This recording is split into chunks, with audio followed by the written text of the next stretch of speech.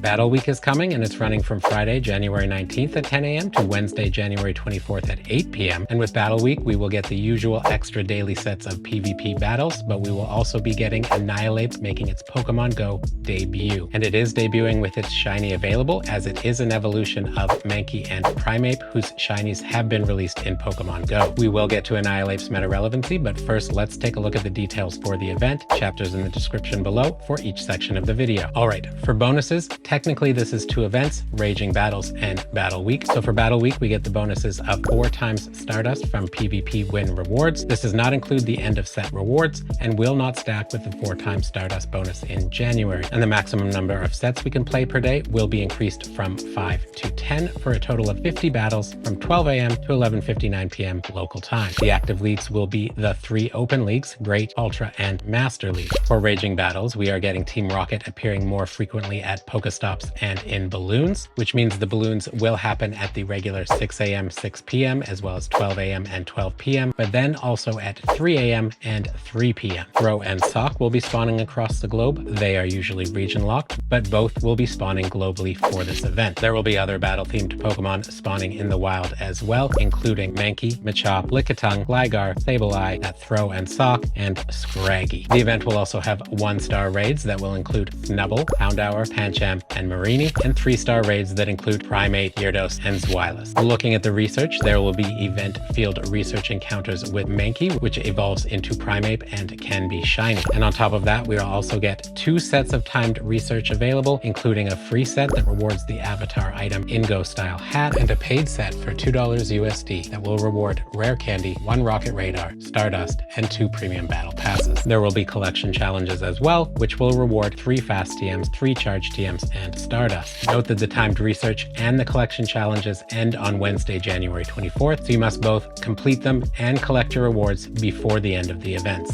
Okay, let's talk Meta-Relevancy. Now, normally I start with the best raid attackers, but because this is a PvP event, let's start with the PvP Mon, starting with Machop, which evolves into Machamp. Now, the Shadow version is better for both raids and PvP, but this is a chance to get some candies, and it can also be shiny, so you might want to hunt down a few Machop out in the wild and get those candies. Next up, we have Lickitung, which will be spawning in the wild, which evolves into Licky. Now, Lickitung is a Great League beast and the best Lick Body Slam user for the Great League meta right now, and the Grass Charge move Power Whip gives it some nice coverage as well. However, Slam is the legacy move, so you will need to use an Elite Charge TM to get it on any new Lickitung you get, plus you need Candy XL to make real use of it, as its max CP is only 1,595. Now, in Ultra League, its evolution Licky sees the same fate, as it needs Body Slam there as well, and the use of Candy XL as it maxes out at the CP of 2,789. Now, in terms of using Licky in the Ultra League, definitely doable. It's a great Pokemon, but Snorlax might be a cheaper option here. Next up, we have Gligar, which evolves into Gliscor. Now, both rank pretty high in the Great League, but Gligar is actually better thanks to a move update allowing it to go up against some common anti-flyer types. And also note that its Shadow variant ranks the highest. Now, Gliscor is the pick for Ultra League, with a slight move change from Dig to Earthquake and Aerial Ace to Night Slash for some needed coverage. And because of that coverage, you can run Gliscor in the Master League even, despite its subpar stats, which is pretty impressive, but it really only takes the wins you would expect and can't flip neutral matchups. Watch out for those ice types as well, as it has a double weakness. Scraggy will also be out, which evolves into Scrafty, which is a Great League and Ultra League beast with its unique typing of Fighting and Dark. Just note that its max CP of 2581 means you need Candy XL to run it in the Ultra League. Now, Sableye will also be out, which is a good Great League Pokemon. However, you generally want the charged move Return on it, which you can only get from purifying a Shadow variant. So really, this is just a good chance to get candies and XL candies for Sableye, because again, due to its low max CP, you need to basically level 50 it to make use of it, so you need a lot of Candy XL to power it up. It also has a boosted shiny rate of 1 in 64 and a Mega in the game, so you might want to try to get a good IV one,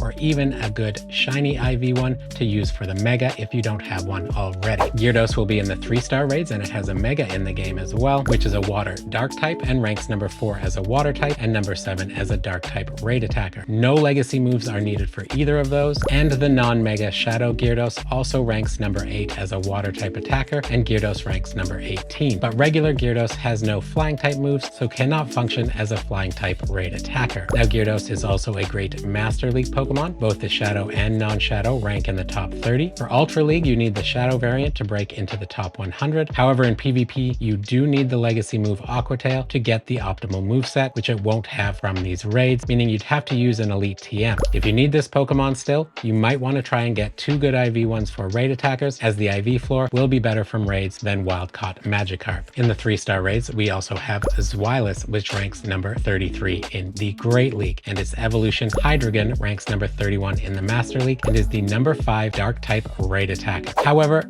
from these raids, it can't be shiny, and you would need to trade Zweilous to get good Great League IVs. That being said, with the higher IV floor from raids, it could be a chance to get a good one for raids and Master League. It's up to you if you want to use your daily raid passes on something that has a shiny in the game but can't be shiny from these raids. We also have Throw and Sock spawning in the wild, which are Pokemon that exist in Pokemon Go. Okay, now let's look at Annihilape. It doesn't have the highest base stats, but they are well rounded with an attack of 220, a defense of 178, a stamina of 242, and a max CP of 3,695. Now, it's not ranking very high as a raid attacker. However, it performs quite well in the GBL with its current moveset. Looking at Annihilape going up against each of the top 3 Open League metas, it performs pretty well in each league and is outperforming Medicham in the Great League. And Pokeminers just announced that the charged attack Shadow Ball was added to its move pool in the most recent update. So hopefully it will be launching with that, which would make its best moveset Counter, Ice Punch, and Shadow Ball, which gives it a lot of coverage and allows it to take on half of the top metas in all 3 Open Leagues, ranking in the top 50 for all of them and in the top 10 for Great League according to PvPoke. Definitely a good mon to go after for PvP during this event. I do think it will get access to its signature move Rage Fist at some point, as well as a ghost type fast move like Shadow Claw, which it does have in the main series games. Okay, now let's talk about how to evolve Primeape into Annihilape. Looking on the website, it says you can evolve Primeape into Annihilape after you defeat 30 ghost type or psychic type Pokemon in battle with Primeape as your buddy. You do not have to defeat these Pokemon with Primeape. What this means is that you need to make the Primeape that you want to evolve into your buddy and then do battles either in PvP, gym battles, or rocket battles that include psychic type or ghost type Pokemon. Now, the quickest way to do this would probably be to get together with a friend and then do some battles with each other in PvP, where you both put in 3 ghost or psychic type Pokemon. Another option would be to look for the ghost or psychic type Rocket Grunts, because they will be out a lot more during this event. Or finally, you could look for ghost or psychic types in gyms and do those battles as well. Let's move on to some tips, starting with the candy tips. If you're looking to get candies for any of these PvP Pokemon that will be available during this event, then save up and use your Pineaps for 2 times candy or your Silver Pineaps for 2.33 times the candy. And if you have a friend playing this event that will be far away from you, you could both also save up some Pokemon from the event and then trade them when you meet up again. If they are from over 100 kilometers away, then you will not only get more candies, but you will get a guaranteed Candy XL, which could be really useful for those Pokemon that need it to function in the GBL, like Lickitung and Sableye. And of course, then we have the #1 strategy for getting the most amount of candies and Candy XL, which is using a Mega Evolved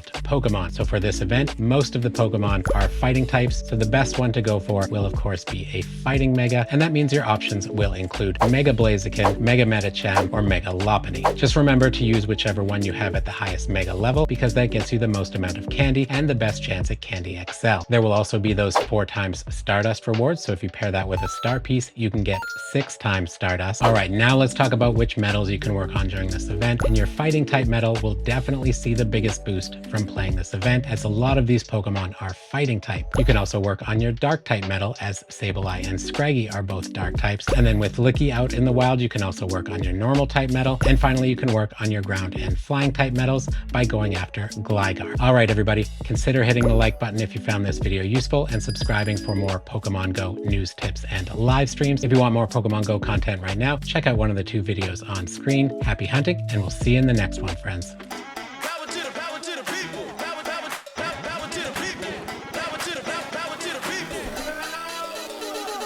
I've got something incredibly funky.